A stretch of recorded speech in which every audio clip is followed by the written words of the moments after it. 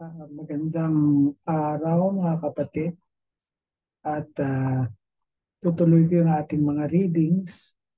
Nandito na tayo actually sa John chapter 14 at babasahin ko ito sa uh, Tagalog in Filipino Standard Version.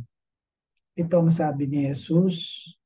Ang title ng paragraph na to is Ang Daan, ang Katotohanan at ang Buhay. Huwag ninyo hayaang mabagabag ang inyong kalooban. Sumampalataya kayo sa Diyos. Sumampalataya rin kayo sa akin, kay Jesus. Sa bahay ng aking ama ay maraming tahanan. Kung hindi ito totoo, bakit ko pa sasabihin sa inyo na aalis ako upang ipaghanda kayo ng lugar? At kung aalis ako at ipaghahanda ko kayo ng lugar para sa inyo, babalik ako at isasama ko kayo sa aking sarili upang kung nasaan ako, naroon din kayo. At nalalaman ninyo ang daan tungo sa pupuntahan ko. Sinabi ni Tomas, Panginoon, hindi namin alam kung saan kayo pupunta. Paano po ninyo malalaman ang daan? Sumagot si Jesus, Ako ang daan, ang katotohanan, at ang buhay. Walang makararating sa Ama, kundi sa pamamagitan ko. Kung kilala niyo ako, makikilala rin ninyo ang Ama ko.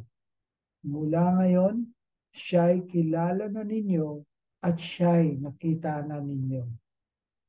Sinabi ni Felipe, Panginoon, ipakita ninyo sa amin ang Ama at sapat na iyon sa amin. Sinabi ni Jesus sa kanya, matagal na tayo magkasama, Felipe, at hindi mo pa rin ako kilala? Ang nakakita sa akin ay nakakita sa Ama. Bakit mo sinasabing ipakita mo sa amin ang Ama? Hindi ba kayo naniniwalang ako ay nasa Ama at ang Ama ay nasa akin? Ang mga salitang sinasabi ko sa inyo ay hindi galing sa akin. Ang Amang nananahan sa akin ang gumagawa ng kanyang mga gawain.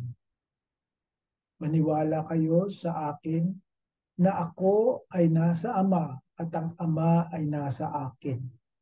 Ngunit kung hindi maniwala kayo dahil sa mga gawang ito, tinitiyak ko sa inyo, ang sumasampalataya sa akin ay makagagawa rin ng mga bagay na ginagawa ko. At higit pa sa mga ito, ang magagawa niya sapagkat ako'y pupunta sa Ama. Gagawin ko anumang hilingin niyo sa aking pangalan upang ang Ama ay maluwalhati sa pamamagitan ng Anak. Anuman ang hilingin ninyo sa aking pangalan, ako ang gagawa nito. May the Lord bless the reading of His Word. So binasa natin, makikita sa Juan, Kapitulo 14, mula versikulo 1 hanggang versikulo 14. Ang masisipag dyan, pwedeng mag-video at pwede niyong basahin yung verse 15 hanggang verse 24 o di kaya hanggang verse 31 kasi the same naman yung sinasabi niya. So itong passages na to actually ay tutungkol sa relasyon ng Ama, Anak at Espiritu Santo. At itong makikita yung uh, interdependence ng Ama, Anak at Espiritu Santo as the Trinity or the Triune God. Magandang araw ulit sa inyo. God bless.